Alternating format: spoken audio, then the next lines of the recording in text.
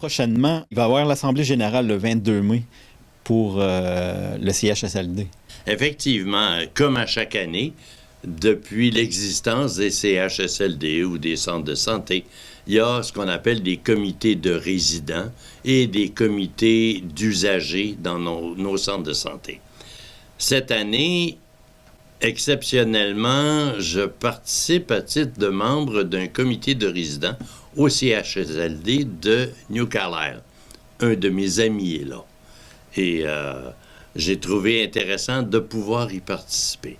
Alors, comme à chaque année, on se doit d'avoir le plus de gens possible à cette Assemblée générale-là. Mais il faut toujours tenir compte que, comme l'an passé, dans un lieu qui contient 70 personnes, résidents, il y a 75 nouveaux qui sont arrivés pendant l'année. Et donc, on les remplace régulièrement. Il faut toujours savoir que dans mon CHSLD, un peu comme ailleurs au Québec, ceux qui peuvent y résider ont besoin d'un minimum de 6h30 de soins sur une base quotidienne. Alors, c'est beaucoup de temps, mais évidemment, les budgets sont toujours en fonction de ce que ça a déjà été, 3h15 de soins quotidiens. Donc, tu es payé pour 3h15, mais il faut que tu en fasses pour 6h30. Une des grandes problématiques, c'est que c'est difficile d'avoir plus de gens pour aider à faire ce travail-là. Alors, on espère que des gens qui ont un parent dans la place ou un ami vont venir à l'Assemblée générale et peut-être accepter de participer à ce comité de résidents qui a pour but tout simplement de faire en sorte que chaque résident puisse recevoir les soins auxquels il a droit. On a des droits, et il y en a une liste de tout ça, c'est pas compliqué, mais on veut s'assurer que tout le monde se sent à l'aise dans ce lieu-là. Beaucoup plus, on a depuis, moi je dirais 4 ou 5 ans, décidé de réorienter la vie dans ce milieu-là. On a décidé de faire du CHSLD un lieu de vie, comme si vous étiez chez vous. Ceux qui sont là, en général, sont invités à suivre certaines règles, mais quand tu es chez toi, c'est toi qui fais les règles. Alors moi, je me lève à 5 heures le matin, puis je déjeune à 8 heures. Ça devrait être possible de le faire si jamais je suis là.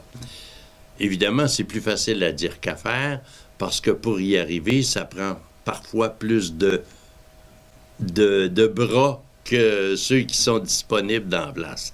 Alors, on fait en sorte que on invite les gens à participer à l'élaboration de nouvelles façons d'atteindre ces objectifs-là. Je sais que mon centre de santé intégré, le CIS de la Gaspésie, qui comprend Sainte-Anne-des-Monts, Gaspé, Chandler et Maria, tout ce territoire-là a ça comme orientation. C'est donné ça depuis quelques années comme orientation. Évidemment, la présidente directrice générale, Mme Chantal Duguay, a ça comme, comment je pourrais dire ça donc, comme volonté première de faire en sorte que les gens qui sont membres, qui participent, qui reçoivent des soins et des services dans le centre de santé de la Gaspésie, puissent avoir, comment j'oserais dire ça donc, beaucoup plus de considération comme humain que comme une machine.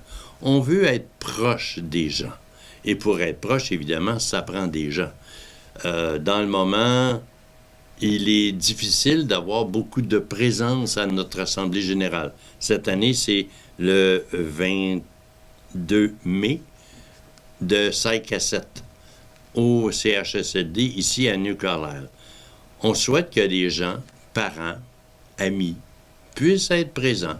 Ceux qui voudraient peut-être s'impliquer, venir voir ce qui se fait, comment ça se fait.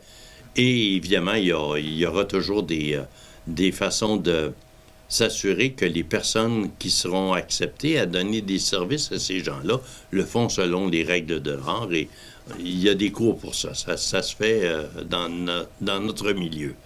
Mais le plus important, c'est d'abord de participer à cette Assemblée générale-là, le 22 mai prochain, de 5 à 7, au CHSLD. Puis en plus, pendant cette Assemblée générale-là, il va y avoir une personne ressource pour la prévention des infections. Oui, Mme Imhoff qui va être là pour nous parler de la prévention des infections. Il faut toujours se rappeler que dans ces lieux-là, qu'on veut un milieu de vie, c'est comme chez nous. N'importe qui peut venir rentrer chez nous et nous parler, avoir une... Mais les gens qui habitent le CHSLD viennent d'un peu partout sur notre territoire. Et les microbes, curieusement, ils ne sont pas les mêmes un peu partout. Alors, on veut s'assurer que pour éviter que les gens qui y habitent, les résidents du CHSLD, s'infectent inutilement, tout comme infectent les gens qui vont y aller, puissent suivre certaines règles. Alors, Mme Imhoff va venir nous en parler, nous inviter à réfléchir à ça et trouver peut-être des façons, ou nous trouver des façons d'éviter qu'il y ait trop de malentendus et souvent de propagation de petits microbes qu'on voudrait pas voir.